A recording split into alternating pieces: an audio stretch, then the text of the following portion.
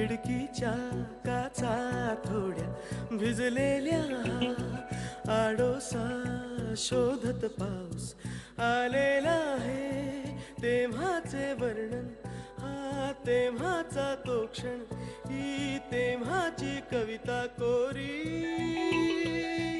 Show टाईममध्ये आजची मैफल आहे थोडी अनोखी गाण्याची आणि गप्पांची सुद्धा. माझ्यासोबत आहेत जसराज, ऋषिकेश आणि सौरभ. जसराज, पहिला प्रश्न तुला. तेव्हाची कोरी कविता, वैभव जोशींचे अनोखे शब्द, अनोखं रूपक यात वापरलं गेलं आहे आणि याचा अल्बम. हा प्रवास कसा झाला? खूप वर्षांचा प्रवास होता का? बरोबर. आम्ही ॲक्च्युली एका प्रोजेक्टच्या निमित्ताने वैभवशी ओळख झाली आणि त्याच्याशी नंतर ते प्रोजेक्ट एक वेगळं झालं, संपलं आणि त्या वैभवचं असं म्हणणं होतं की आपण काहीतरी एक वेगळं करूया. म्हणजे नेहमी जे एक यमक असतं किंवा नेहमीचा मीटर असतो तो ब्रेक करून काहीतरी निर्माण करूयात. आमच्या पण असं डोक्यात होतं की फ्युजन म्हणजे गाण्यात जेवढं सहजरित्या फ्युजन आणता येईल तेवढं आणायचा प्रयत्न करूयात. म्हणून मग आम्ही बसलो, याच्यावर जॅम केलं, एक ट्यून बनवली, ती वैभवला पाठवली. मग वैभवनी त्याच्यावर शब्द लिहिले. मग त्यांनी आधी लिहिलं, मग त्याच्यावर मग आम्ही ट्यून केली. असं करत ते गाणं शेवटी तयार झालं आणि हे झालं सगळं 4-4.5 वर्षापूर्वी. 4-4.5 वर्षापूर्वी. आणि ते असंच पडलेलं होतं. म्हणजे अगदी मी मित्रमंडळींना वगैरे ऐकवायचं गाणं, त्यांना आवडायचं वगैरे, एवढंच चाललं होतं. पण मध्ये एका प्रोजेक्टच्या निमित्ताने परत सागरिका मॅमशी ओळख झाली. त्यांना आपोआप हे गाणं ऐकवलं गेलं. आम्ही नव्हतं ऐकवलं ॲक्च्युली. प्रियांका बर्वे हे गाणं त्यांच्याकडे घेऊन गेली होती. तिचं प्रोजेक्ट चालू, तिच्या अल्बमचं काम चाललं होतं म्हणून. तर त्या गाण्यामुळे आम्हाला तिचं गाणं करायची संधी मिळालीच. म्हणजे तिचं एक गाणं आम्ही करणार. मित्रांना गाणं ऐकवल्याचा फायदा हा असा झाला वेगळा. तो एक लाईव्ह ऑडियन्स होता तुमच्यासाठी. बरोबर. त्याच्यामुळे मग त्यांनी म्हटलं की येस, हे गाणं मी घेणार आहे आणि याचं आता तुम्ही हे सगळे हक्क मला द्या आणि मी बघते याचं काय करायचं. मग त्यांनी व्हिडिओ केला फार मस्त आणि त्याचा रिस्पॉन्स उत्तम मिळतोय आता. त्यानंतरही काही पाऊस आले पण नाही खिडकीचे चले ओले मन या काचांच्या ओठी चवरेंगाळे अजूनी त्याच पावसाची जुनी चवरेंगाळे अजूनी घडीभर गेला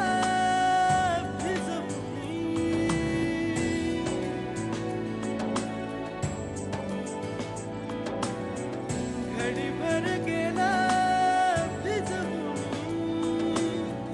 अन एका कागदाची तहानच झाली पुरी. तेव्हाची कविता कोरी. जसं ही टीम तुमची सगळ्यांची एकत्र आहे, किती वर्ष तुम्ही एकत्र काम करताय? आम्ही गेले 10-12 वर्ष तरी एकत्र काम करत आहोत आणि सगळे आम्ही कॉलेजपासून एकत्र आहोत. ऋषिकेश आणि जसराज SP कॉलेजला होते, मी MITचा आहे आणि आम्ही इंटर कॉलेजमध्ये एकत्र भेटलो. तेव्हापासून आमचं एक म्युझिकल बॉन्डिंग जे झालं ते आजपर्यंत आहे, टिकून आहे आणि मजा येते एकत्र काम करायला. कशा पद्धतीने हे काम सुरू असतं तुमचं? ॲक्च्युली आम्ही कॉलेजमध्ये असताना ऑर्केस्ट्रामध्ये आम्ही गणपती ऑर्केस्ट्रामध्ये करायचो. तेव्हाच आमच्या डोक्यात कल्पना होती की म्हणजे जशी आहे तशी गाणी वाजवायची नाहीत, शक्यतो बदलायचं. म्हणजे त्यामध्ये काहीतरी एक नवीन पीस वेगळा वाजव किंवा काहीतरी वेगळं करून अरेंजमेंट चेंज करून ते करायचं, असं पहिल्यापासून आमचे प्रयत्न होते. सो त्या दृष्टीने आम्ही तसे प्रयत्न करायला लागलो आणि ते आपोआप गाण्यामध्ये उतरते असं वाटतं आम्हाला. व्हिडिओबद्दल जाणून घ्यायचं आहे, कुठे तो शूट केलेला आहे? फार इंटरेस्टिंग आहे ती जागा आणि ते सगळं. हो, म्हणजे व्हिडिओसाठी 2 मतप्रवाह होते. एक तर सागरिका मॅम म्हणत होत्या की मी निसर्ग खूप शूट केला, त्यामुळे मला निसर्ग नको आहे. आणि आमचं म्हणणं असं होतं की त्या गाण्याचा फील पाहता की पावसाचा उल्लेख आहे, थोडासा निसर्गाचा बॅकड्रॉप पाहिजे.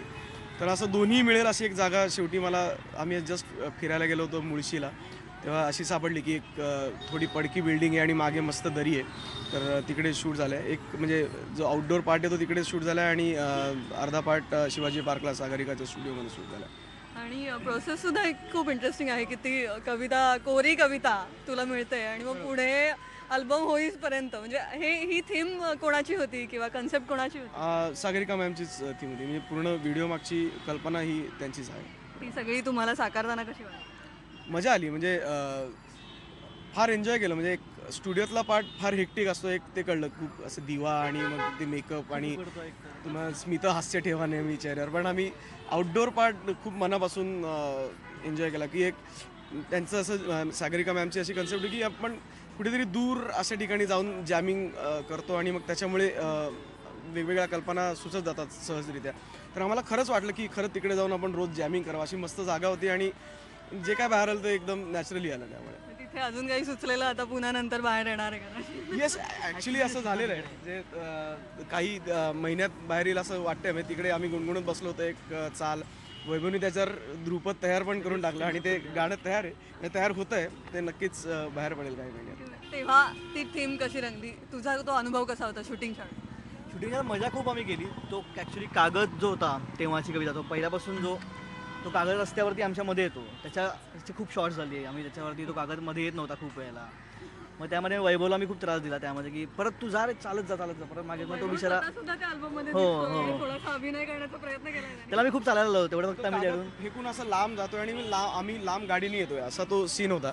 तर त्याच्या रिटेक्समुळे वैभवचं एक 3-4 किलो वजन त्या दिवशी कमी झालं असेल. त्याला खूप चालायला लावलं. म्हणजे कवीला फार मेहनत घ्यायला लावलेली. अगदी अगदी. सौरभ, तुझा अनुभव कसा होता त्या शूटिंगचा?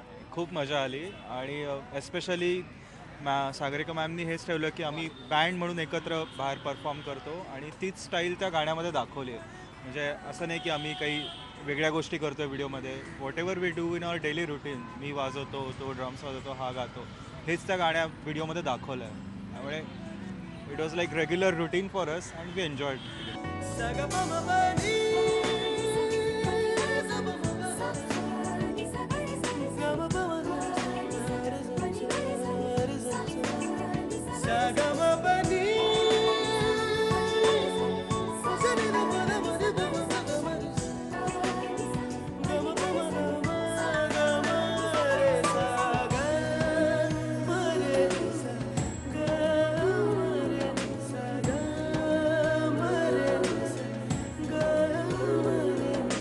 आता मला उत्सुकता आहे गाणं ऐकायची लाईव्ह, त्याच्यामुळे होऊन जाऊ दे. त्यानंतरही काही पाऊस आले पण नाही खिडकीचे चळले ओले मन. ह्या काचाच्या ओठी चवरेंगाळे अजुनी, ह्याच पावसाची जुनी चवरेंगाळे अजुनी. घडीभर गेला भिजवुनी,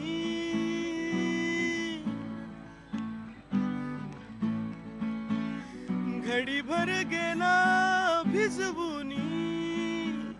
अन एका कागदाची तहानच झाली पुरी, तेव्हाची कविता कोरी, तेव्हाची कविता कोरी. ताना तना ना ना ना, ताना तना ना ना ना, ताना तना ना ना ना.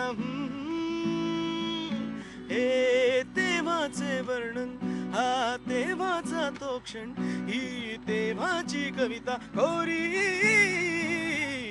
अजूनही ना सुचलेली, अजूनही नाही प्रिय, अजूनही ना सुचलेली, अजूनही नाही प्रिय.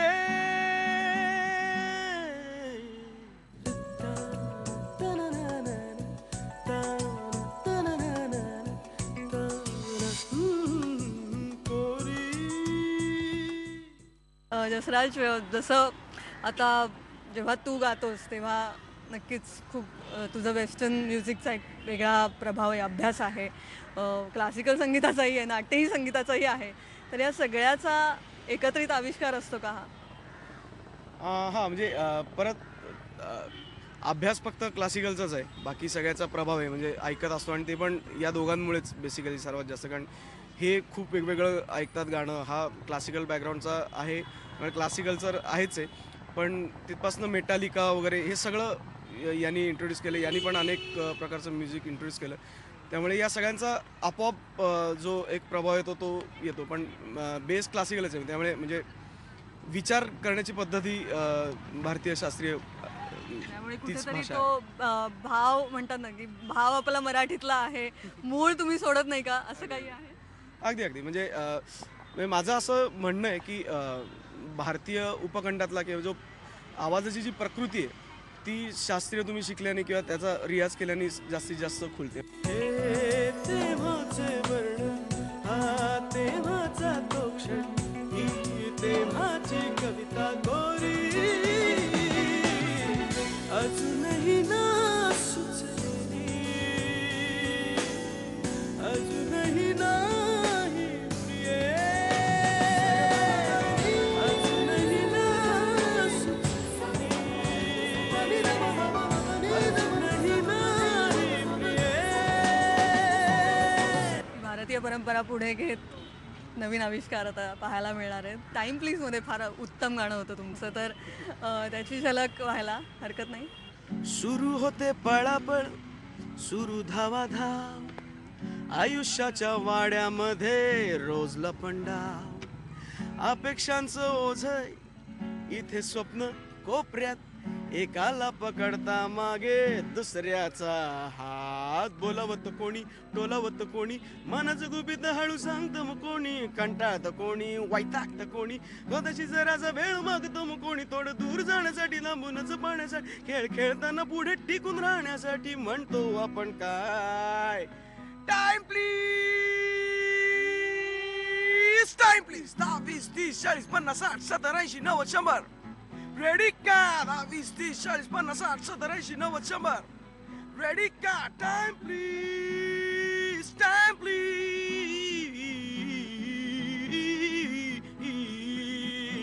Time please.